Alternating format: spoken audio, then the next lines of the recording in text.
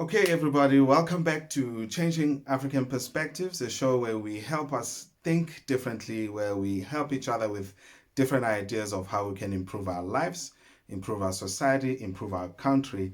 The topic for today is education, is college, is university still necessary in this age of information? We grew up at times where they used to say to us, go and study, funda, funda, funda, but they never explained how, they didn't explain why, and they didn't explain what exactly to funda. So you don't want to be funding and funding the wrong thing. So we're going to answer those questions. But before we go there, I just want to say Ujabulo sends his greetings. He's occupied by school himself. As you might know, it is the time of examination, so he has to prepare for those. But he will join us at a later installment.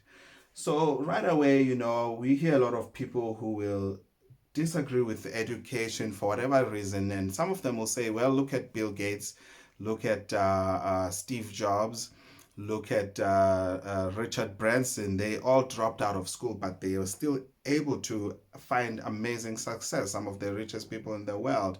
So why is it that I need to study if those people were able to drop out of school and still become successful?" The first thing I'll say about that is that these people did not drop out of school because they just wanted to be lazing around or just become a street bum. They actually had a vision, they had an idea that was so big, such that they felt that school might actually delay this big vision that they had. And the other thing that you have to know is that they did not actually stop empowering themselves with education. You find that the school would have given them this much education, but on their own they really packed it much higher than what the school would have given them, specializing on the thing that they love the most. You listen to Elon Musk, he loves such things as the rocket ships, the battery cells, and everything. And when you hear him speak, it's not information that you would have studied in school. There's a saying that says, uh, formal education will make you a living, but self education will make you a fortune. So some people will also say, we want to go to school, but we want uncolonized education, or we want this high quality education. And my response to them is, the schooling system will not have time to really grow individuals up to their highest potential. It is up to the individuals to take it from where the school leaves you, to go out of school and delve much deeper into topics that fascinate you, topics that make you excited about what you're studying, because what you study in school may not always be exciting. But let's talk about the issue of why it is that you still need to go to school if you can. Some people will say school is very expensive and education has been increasing. Many parents are not able to afford education. So that could be a valid reason why someone might say, I cannot afford going to school. But again, the issue of self education, you can actually surpass people who are in school if you do it right, if you go the self education way. And this is how you might do it. Or rather, let me talk about why it's still important to go to school, and we'll answer all the other questions after. So, network, the thing that school will give you is a brilliant network of people that are going to be in your industry, people that are going to be your connections, people that are going to be walking this new journey. They have the same excitement as you have starting out your life, and these are going to be people that are going to be helpful to you as you go. And you never know who is in your classroom. You could be in a law class, and one of the guys there could be the next president. So building that network is one pro. If you want to talk about pros and cons of education, a network is very powerful.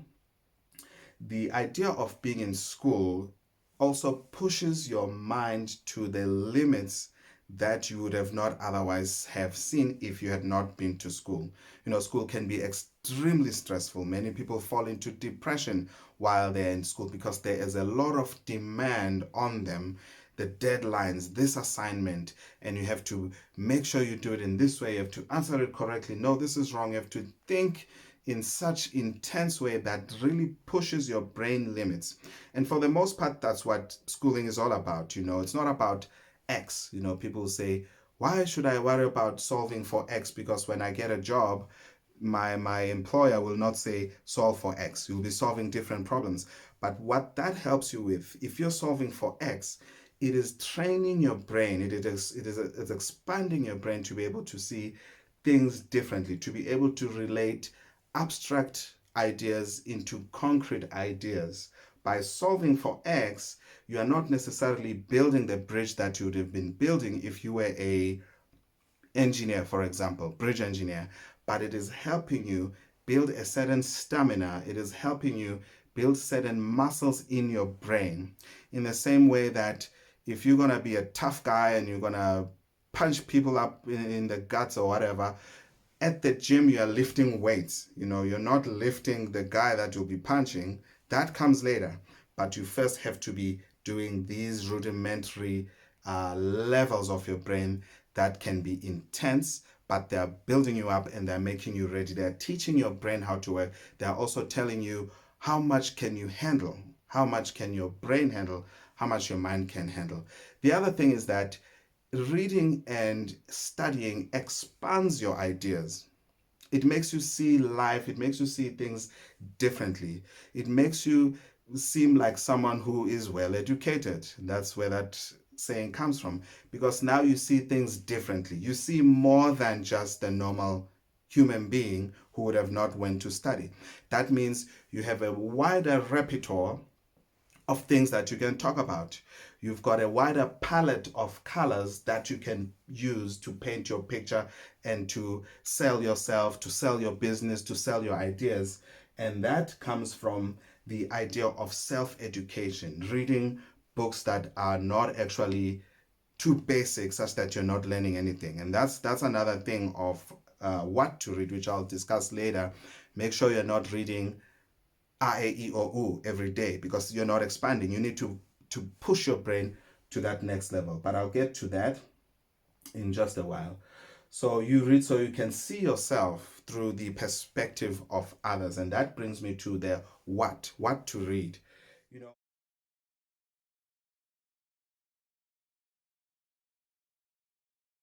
You know, I love reading history. And to some people that might sound like it's terribly boring. I can see them rolling their eyes. But the idea of reading history. When we were in school and we used to read history, we used to have to memorize birthdays of Shaka Zulu and Jan van Riebeck. It's like, why do I need to know his birthday? He's dead. That's all I need to know. But what I need to truly know was his heroic stances, his strategies, the way that he thought, the way that he came to the successes that he came to. And that's what history is packed with. If I was a minister of education, I would enforce a rule that everyone must study history from grade 0 or R, going all the way up to PhD doctorate level. You would have to study some kind of history. And here are some examples of history books that you could study, or history topics, I should say. The history of the world. I was fascinated in college when we were doing the history of the world. You talk about the ancient civilizations, your Nubia, your Mesopotamia, your Teotihuacan. You learn about Great Zimbabwe. You learn about the Bantu expansion, and you begin to see their rise and their fall. You read it like you're reading a movie, except that it's not fiction, it's reality, it's what happened. And you begin to see the mistakes that they did.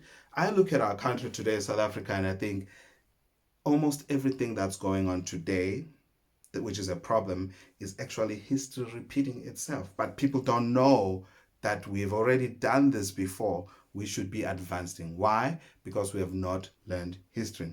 And I'm not blaming schools. I'm all for self-education. And then you would have to read such things as the history of oil. Do you know where oil comes from? The story is fascinating. The story of electric cars. We see electric cars today. It's like a new thing from 20 something, 2000 something. The first electric car was actually made in 1890. You read about the history of viruses. There's a book by John Tyner called When Science Fails. It's a tiny book, but it's packed with interesting medical discoveries and issues of history that relate to medicine and how we got the first injection, how we got the first virus, how the first hospital was made. It's all fascinating stories. Read about the history of McDonald's. It's a beautiful history. Read about the history of Johannesburg. And many people have no idea about the beauty of the history of Johannesburg. So the more you read about these things, you'll be more curious.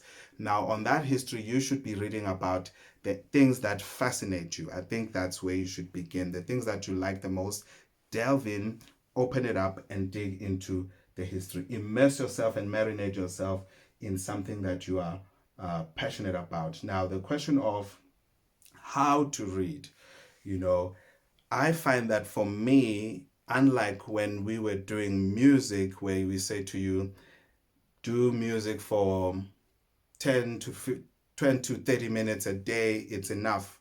It's better for you to do 10 minutes a day every day than to do 1 hour a week and then stop. You know, in the music field and in many other practical cognitive skills, that's what they will say. But on this one, for me, in any ways, you'll have to find your way on how to read properly. I find that big chunks of reading material actually pushes my brain. You know, there's something called neuroplasticity. Neuroplasticity is the idea that the brain never stops learning. You know, when a baby is born, their brain is blank. When people get older, they start to believe that their brain is getting blank. But the difference between this young baby and this old person is that a young baby, they are curious to learn. If they're learning how to walk, they want to walk even more. If they see something, they want to try it. They want to try it. They're curious, which means they are building this neural network firing in their brain, and then the brain begins to develop these pathways. The neuroplasticity begins to change. The brain begins to change and gets more empowered to see newer and newer things. But usually when people go to retirement, they usually lay back and says, well, now I've stopped learning. Maybe they are tired or fatigued or they've had a long life, then they stop. Then the brain starts to undo the neuroplasticity.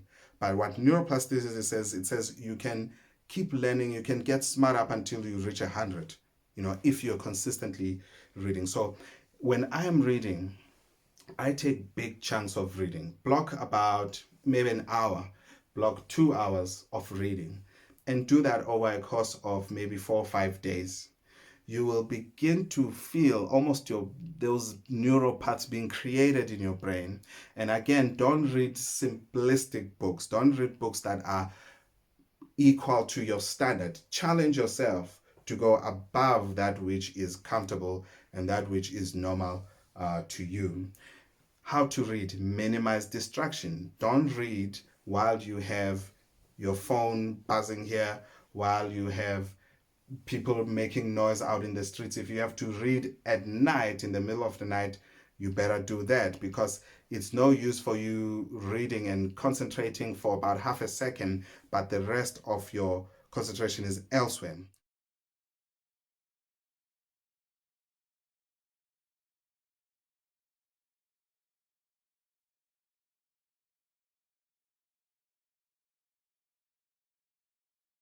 Last point is, people that have achieved all kinds of successes, they have done so through systems. There is always a system. Don't forget that.